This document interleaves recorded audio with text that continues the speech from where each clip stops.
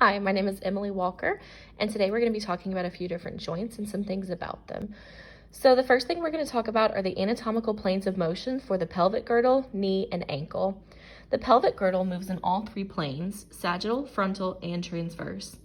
The knee moves in the sagittal plane by flexion and extension, and the ankle moves in the sagittal plane with dorsiflexion and plantar flexion.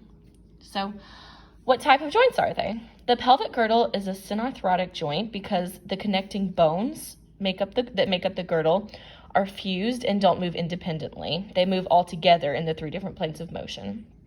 The knee is a hinge joint. This is because it only moves in one plane of motion. And the ankle is also a hinge joint because it only moves in one plane of motion, the sagittal. And this is because of the articulation between the tibia and the talus. So the stability of the pelvic girdle. So the pelvic girdle is greater in stability than the glenohumeral ball and socket joint because of the bone structure. So the pelvic girdle has the ilia, ischium, pubis, and sacrum, which are fused together and don't move separately, which means more stability. We learned earlier on in the class that less movement equals more stability and vice versa. It's also because of the number and strength of the muscles and ligaments crossing the joint that are greater than those in the glenohumeral ball and socket joint. So let's move over here. We're going to look at that. So in the posterior view, you can see the iliofemoral ligament and the ischiofemoral ligament. Also from the posterior view, you would be able to see the extensor muscles, the gluteus maximus, biceps femoris, semimembranous, and semitendinous, which those three make up the hamstrings. When you move to an anterior view, you would be able to see the iliofemoral ligament and the pubofemoral ligament. Okay. Also in the anterior view would be the flexor muscles, the iliacus and the psoas major. Also included is the pectineus, rectus femoris, sartorius, and tensor fasciae latae. The other muscles that are going to help keep it stable are the abductor and adductor muscles. So for the abductor, you have gluteus medius and gluteus minimus. For adductor, you have adductor magnus, adductor longus, adductor brevis, and the gracilis muscle. Okay.